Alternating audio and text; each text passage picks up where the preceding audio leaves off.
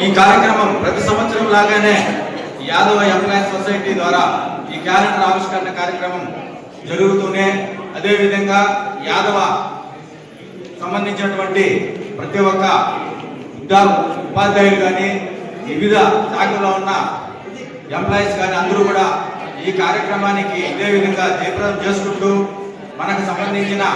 చదువుకు సంబంధించిన విషయాల్లో కానీ పేద విద్యార్థులు కూడా సపోర్ట్ చేసుకుంటూ ఈ యాదవ ఎంప్లాయీస్ సొసైటీ మరింత విస్తృతంగా జరగాలని కోరుకుంటూ ఈ అవకాశం ఇచ్చిన పెద్దలందరికీ నా ధన్యవాదాలు.